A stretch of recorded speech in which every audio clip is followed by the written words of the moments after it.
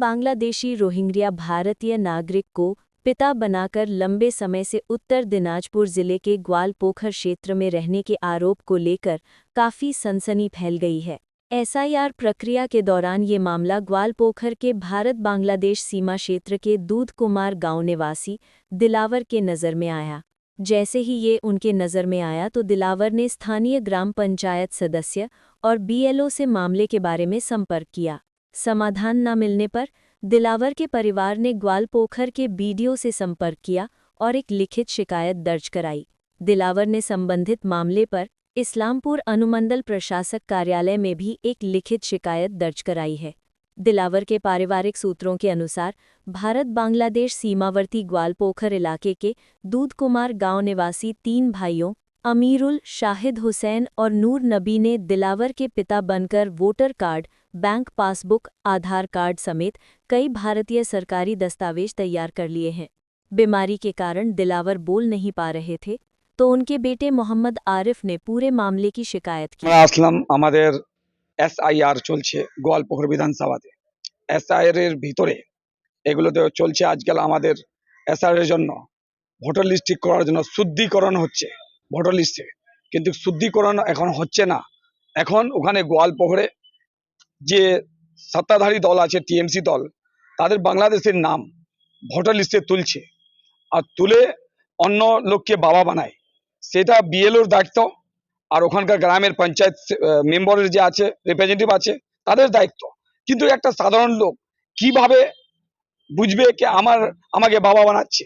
বাংলাদেশি 3টা কি রোহিঙ্গা এখানে এই ভাইটাকে বাবা বানায়, ভোটার লিস্টে নাম তুলছে।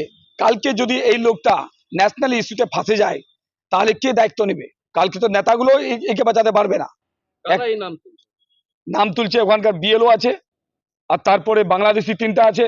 ওই বাংলাদেশি গুলো এই ভাইয়ের নাম আমেরুল, শাহিদ হোসেন আর নূর নবী, 3টা বাংলাদেশি। আর আপনার নাম দিলাবর, বাবার নাম দিলাবর দিচ্ছে ভোটার লিস্টে। দিলাবর তো অন্য লোক, ইন্ডিয়ান লোক, তারা তো বাংলাদেশি। দিলাবরের নামটা ভোটার লিস্টে বাবার নাম দিয়ে ওরা ওখানে ভোটার লিস্টে এসআইআর এর মাধ্যমে ওরা ভোটার লিস্টে নাম তুলছে। সেটা ধরা গেছে। 3টা পরিবার আছে আর এই 3টা পরিবারের লোক এখন এরা এই সাধারণ লোক এনে ভয় খাচ্ছে যে আজকে আমার নামটা তুলে নিল এসআইআর এ বাবা দিয়ে, কালকে যদি জমিন জায়দাতের ওয়ারিশ সার্টিফিকেট লিগ্যাল হিয়ার নিয়ে আমাদের প্রপার্টিতে হিস্সা মাংবে, তাদেরকে কে বাঁচাবে? কেউ বাঁচাতে পারবে না, লিগ্যাল হয়ে যাবে। তার জন্য আমরা এটা অভিযোগ জানাতে আসছিলাম এসডিও অফিসে। এসডিও ম্যাডাম নাই, আমরা অফিসে দেখা করলাম। ওই দাদা বললো মানডে সোমবারের দিন এসডিওর সঙ্গে দেখা হবে। কিন্তু আমরা ভিডিওর রিসিভিং নিলাম। তারপরে এই আলোচনাটা অনেক বড় আলোচনা, এটা ন্যাশনাল ইস্যু। তার জন্য আমি আমাদের গোয়ালপুকুরের মাটির যে মুসলমান ভাইগুলো আছে তাদেরকে বাঁচাবো। আমি তাদের নাম, বাবার নাম দিয়ে দিবে ইন্ডিয়ান আর লোকগুলো থাকবে বাংলাদেশি। তাদের ফাঁসবে কে? আমাদের সাধারণ লোক, আমাদের জনগণ, আমাদের ভাই বাবাগুলো, তাদেরকে বাঁচাবো আমি। সে বাঁচার জন্য আমি এসডিওর কাছে আসলাম। দেখা হলো না, সোমবারের দিন আমি আবার আসবো এখানে। আমার নাম ডক্টর গুলাম সরওয়ার, আমি ভারতীয় জনতা পার্টির স্টেট সেক্রেটারি মাইনরিটি মোর্চার। এখন আমি ডিস্ট্রিক্ট মাদারের ডিস্ট্রিক্টের আমি সেক্রেটারি ভারতীয় জনতা পার্টির। সরওয়ার মামা আগে রাত্রে ফোন করলো, বলছে যে এরকম এরকম ব্যাপার আছে। আজকে আমরা আসছিলাম এসডিও ম্যাডামের কাছে। নতুন এসডিও সাহেব আসছে। আজকে তো স্যাটারডে সানডে এসডিও সাহেব বন্ধ। তো যেরকম একজন আমাদের ব্যক্তি, ইন্ডিয়ান সিটিজেন, তারপরে যে যারা বাংলাদেশ থেকে রোহিঙ্গা মুসলমান যারা বলছে, তো 3জন, একজনকে বাবার নাম, 3 ভাই ওরা গোয়ালপুকুরে আছে।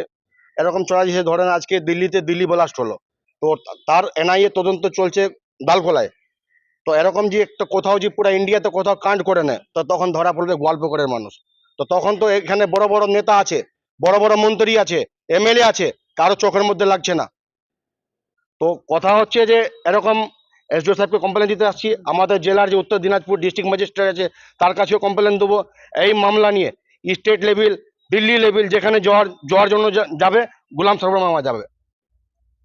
এটাই বলতে চাচ্ছি। আমাদের সমস্যা এটা যে আমার বাবার, আমরা 4জন সন্তান ইন্ডিয়ান, মানে 3জন বাংলাদেশি ইন্ডিয়ায় এসে আমাদের গ্রামে 10 বছর ধরে বসবাস করছে। আমার বাবাকে পিতা বানিয়ে রয়েছে, সেটা এতদিন ধরে আমরা জানি না। এখন আমরা এসআইআর মাধ্যমে এদেরকে ধরা পেরেছি। ধরা পড়েছে। তারপরে আমরা মেম্বারের কাছে গিয়েছি। মেম্বার বলেছে এটা আমার দ্বারাই হবে না, তোমরা বিএলওকে কমপ্লেন জানাও। বিএলওকে আমরা অবজেকশন দিয়েছি, এরা তিন ভাই রয়েছে, এরা তিন ভাই যে বাংলাদেশি, তাদের তুমি ভোটার লিস্টে নাম চড়াও না, কিন্তু এরা আমার বাবাকে পিতা বানিয়েছে, তার জন্য আমরা ওতে অবজেকশন জানাচ্ছি। ও বলছে আমার অফিস থেকে অর্ডার আসছে, আমাকে সবার কাগজ জমা নিতে হবে, সবার ফর্ম জমা নিতে হবে, আমরা জমা নিব, তোদের যা হয় তোরা করতে পারিস, আগে তোরা করতে হয়। তাই আমরা এখন এসডিওর কাছে এসেছিলাম যে এটা কমপ্লেন জানাতে, যে তিনজন বাংলাদেশি আমার বাবাকে পিতিয়া বানাই রয়েছে এখানে। আমরা চাই এখন যে ওরা নাম সরানো, ওদেরকে বাংলাদেশ পাঠানো হোক, এটা ওদের একটু ভালো শাস্তি দেওয়া হোক।